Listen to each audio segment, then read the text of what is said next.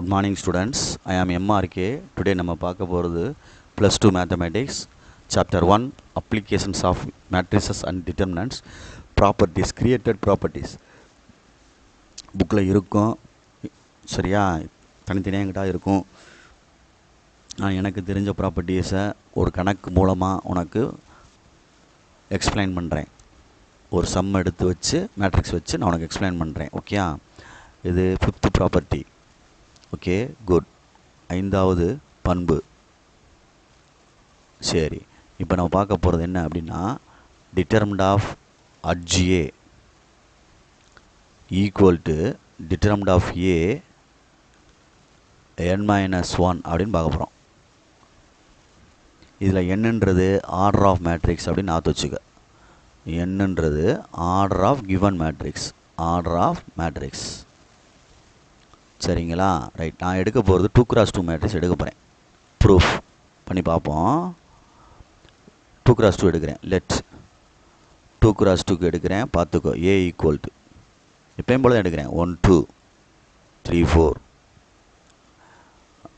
அந்த property verify பண்ண சொன்னால் நீ வெரிஃபை பண்ணணும். இந்த மாதிரி இல்லை அப்படின்னா அந்த ப்ராப்பர்ட்டிக்கு லெஃப்ட்டில் கொடுத்துருக்க ரைட்டில் உனக்கு தெரியணும். மெமரைஸ் பண்ணிக்கிறணும். ரெண்டுக்கும் சிம்பிளாக கண்டுபிடிக்கிறன்னு அர்த்தம். ஈக்குவல் அப்படின்றனால அட்ஜாயிண்ட் ஏ கண்டுபிடிச்சி டிட்டர்மினன்ட் வேல்யூ எடுக்கிறதும், டிட்டர்மினன்ட் ஆஃப் ஏ கண்டுபிடிச்சி அந்த மேலே பவரில் ஆர்டரை வச்சு கழிச்சோம்னாலும் ஒன்று தான். இப்போ செஞ்சு காட்டுறேன் பாரு.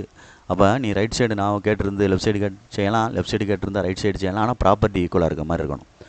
என்ன புரியுதா சொல்கிறது? ரைட். இப்போ இதுக்கு அட்ஜாயிண்ட் கண்டுபிடிக்கிறேன். Leading diagonal interchange, other diagonal sign change. Good. சரி, போட்டுட்டேன். நெக்ஸ்ட்டு இப்போ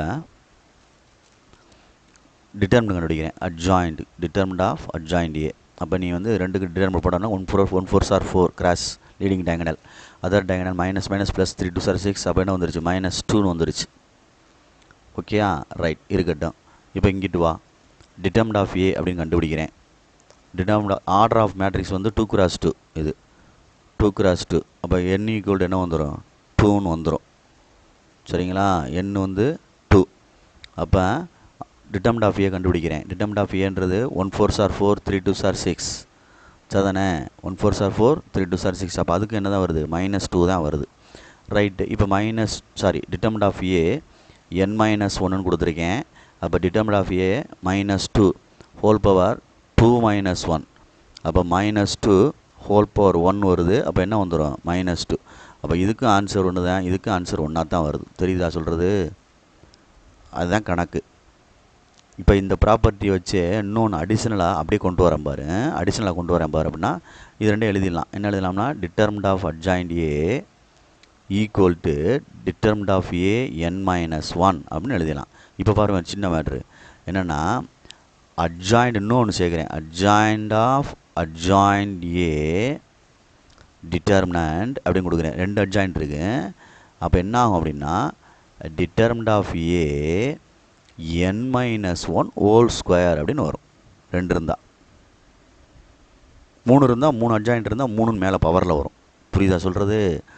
பார்த்துக்கோ, அப்படியே அந்த ஸ்டெப்ஸை பார்த்துக்கோ. அதே மாதிரி இங்கே 3 எழுதுறேன்னு வச்சுக்குவேன். Adjoint of